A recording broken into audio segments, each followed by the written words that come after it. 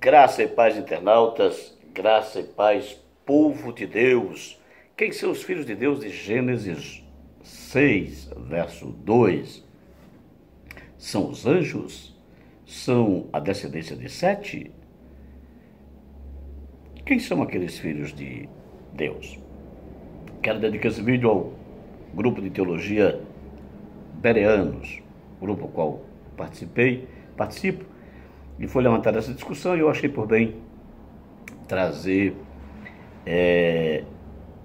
esse vídeo, esse texto em vídeo para tentar solucionar e ajudar os meus amigos e irmãos internautas.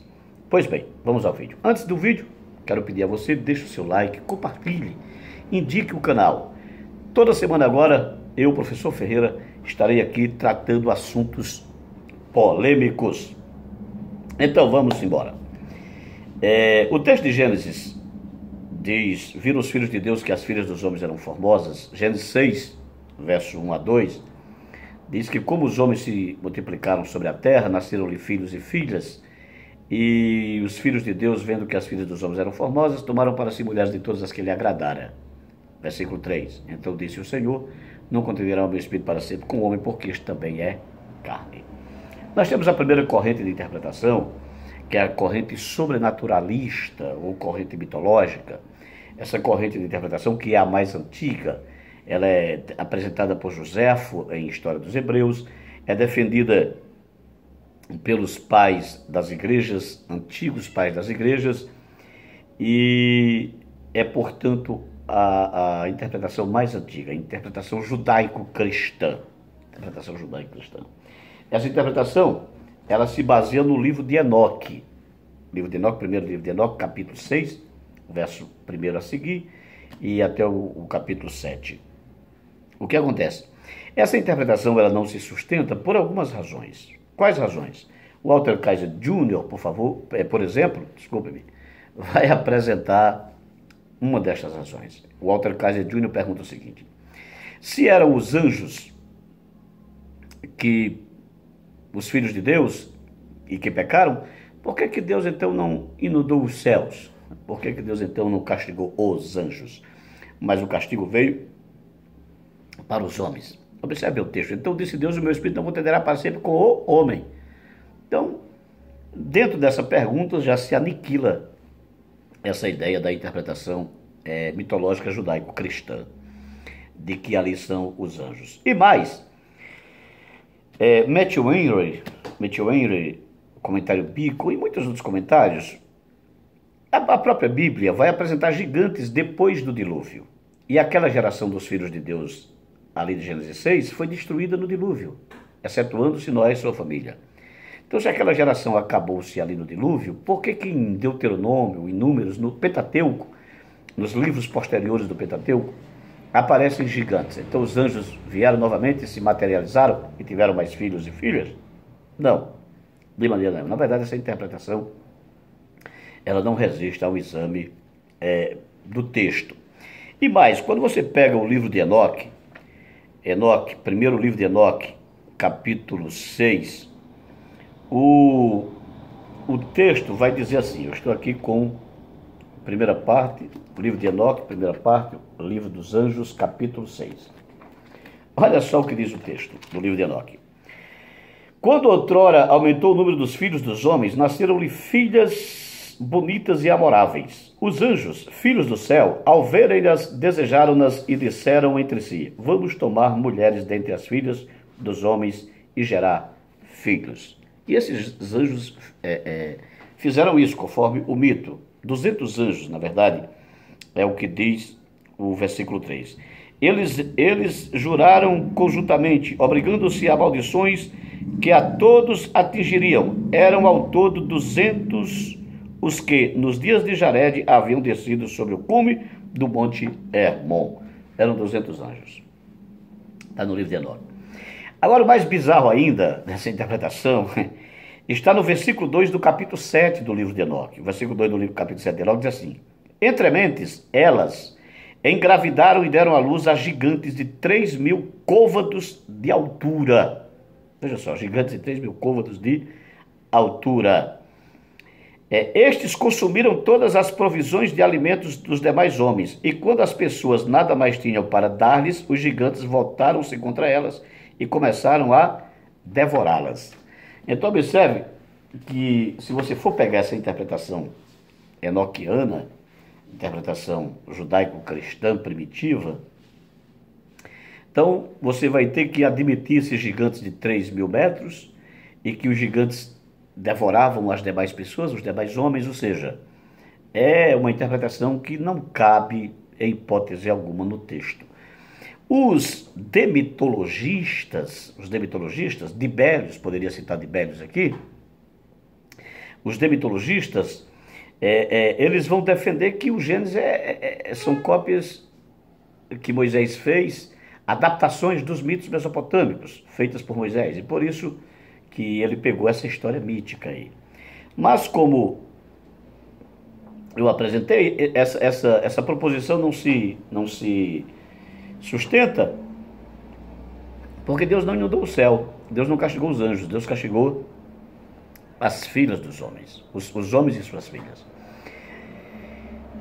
A segunda linha de interpretação diz que são os setistas, chamados de corrente natural ou naturalista, eles são a linhagem de Sete. O texto de Gênesis diz que quando Sete nasceu, os homens voltaram novamente a buscar o Senhor. E com isso, essa corrente de interpretação, que é uma corrente nova, vai dizer que aqueles filhos de Deus ali são os descendentes de Sete. Mas, mais uma vez, um dos argumentos contra a interpretação dos anjos, que são os anjos, também cabe contra a interpretação de que são os setistas. Por quê? Porque se são os filhos de Deus ali, a linhagem de Sete, por que Deus não castigou os seus filhos, mas Deus castigou os homens e suas filhas? Viram os filhos de Deus que as filhas dos homens eram formosas, tomaram para si mulheres, então disse Deus, o meu espírito não contenderá para sempre com os filhos de Deus? Não contenderá para sempre com o homem, estes homens que deram suas filhas em casamento aos filhos dos deuses. Então estes é que foram castigados, se bem que o castigo estende-se a toda a raça humana, mas o ponto gerador desse castigo veio para os homens por terem dado suas filhas aos filhos dos deuses. Então essa interpretação, ela também não se sustenta. Então, se tem uma terceira corrente de interpretação, são 4, mas as que eu estou falando aqui são as 3 principais. E é esta terceira que irei defendê-la, e a que não encontra problema com o texto, a que se coaduna com o texto de uma forma como uma luva, se encaixa perfeitamente. Qual é a interpretação? Primeiro, nós temos ali o termo Elohim, e no versículo 2, o versículo 2 de Gênesis vai dizer assim, então, a Bíblia Hebraica Stuttgartensia, Gênesis capítulo 6, a Bíblia Hebraica Stuttgartensia era baseada no Códice de Leningrado, como você pode ver aí. O texto que diz, viram os filhos de Deus que as filhas dos homens eram formosas, o versículo 2 vai usar o termo Elohim. O termo diz, Veru benei ha-Elohim et benot Hadam, viram os filhos de Deus que as filhas dos homens, Adão, que as filhas dos homens eram formosas. Então você tem aqui o termo Elohim no versículo 2. Já no versículo 3 diz assim, Vaiomer Yehuá, ou Adonai, o Yud Re Vav Re, que perdemos as pronúncias, eu vou pronunciar aqui de Yehuá, mas o termo é impronunciável. Tem alguns aí na internet que tentam encontrar a tradução, a pronúncia correta para o Yod He Vav He, para o tetragrama, mas é perca de tempo. Então vamos lá. Esse termo Elohim é um termo plural. Esse termo é aplicado a Deus, ao Deus da Bíblia? Sim, é aplicado ao Deus da Bíblia, não resta nenhuma dúvida. No entanto, quando você pega Gênesis 1, verso 1, Bereshit bara Elohim et hashamayim ve'et ha'eretz, no princípio criou Deus os céus e a terra, você vê ali que o termo Elohim está subordinado ao verbo singular bará. Bereshit, em princípio, bará, criou Elohim. No princípio criou Deus. Então, deuses seria o plural, mas subordinado ao verbo no singular bará. Isso não acontece aqui em Gênesis 6. É bem verdade que em Jó, o termo filhos de Deus, Benai Ha Elohim, também ali, é uma referência aos anjos. O contexto lá deixa isso muito claro. Mas o que acontece aqui com Gênesis 6? Com Gênesis 6 acontece o seguinte: esse termo Elohim, na antiguidade, era um termo dado não apenas ao Deus da Bíblia, não apenas ao Deus, muito pelo contrário, é um termo, Elohim, é um termo importado das civilizações ali circunvizinhas de Israel. Era um termo dado aos nobres, aos reis, aos governantes, aos magistrados. E nós temos esse termo Elohim atribuído aos homens, aos grandes e aos nobres, em várias passagens da Bíblia hebraica. Uma delas, para que se tenha um exemplo, para que fique o exemplo citado aqui, você pode ver em Êxodo capítulo 20,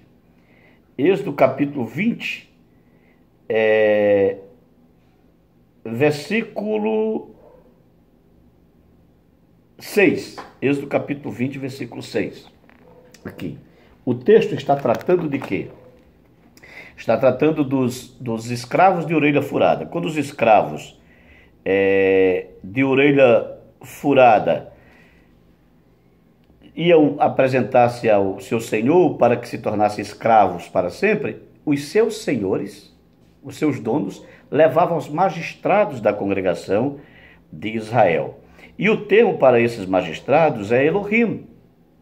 Elohim, o mesmo termo que está em Êxodo capítulo 6.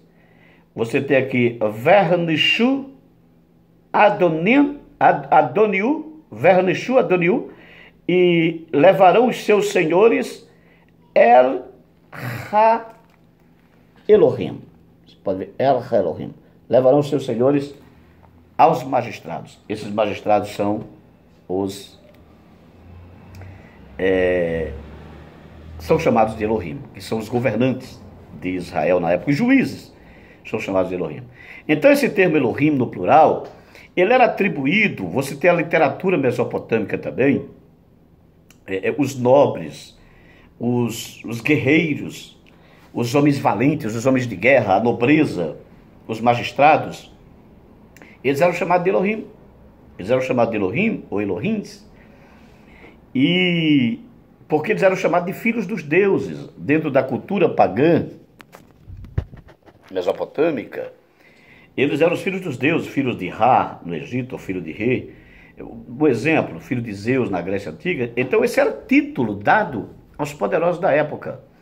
Então isso explica por que Adonai não castigou os filhos de Deus, mas castigou os homens e suas filhas. Por quê? Porque esses filhos de Deus aí, você tem uma tradução errada para o português. Aí a tradução caberia, pelo contexto imediato ali, filhos dos deuses, e não os filhos de Deus. Viram os filhos dos deuses, ou seja, os nobres, os aristocratas, os juízes, os homens de guerra, os homens de posses, que as filhas dos homens eram formosas, essas filhas dos homens, que não eram as filhas pagãs, dos deuses pagãos, e tomaram para si mulheres de todas que lhe agradaram. Então disse Deus, Vaiomer Yehoah, então disse Deus, o meu espírito não contenderá para sempre com o homem. Então Deus castigou o homem e suas filhas, e não os filhos dos deuses. E sabemos que a regra bíblica é, Deus castiga aquele a quem ama, e açoita todo o que recebe por filho. Portanto, quem são os filhos de Deus de Gênesis 6? A descendência de Sete, os setistas? Não. Os anjos? Não. Quem são? Você precisa de um conhecimento histórico-cultural, regional, dos povos daquela região. E depois de um certo conhecimento do hebraico. E só então, e mais, de um conhecimento de sintaxe, para você entender o contexto imediato.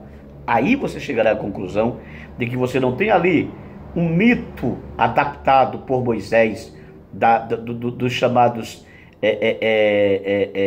contos contos eróticos da mitologia, dos deuses, contos eróticos dos deuses, não é isso que você tem.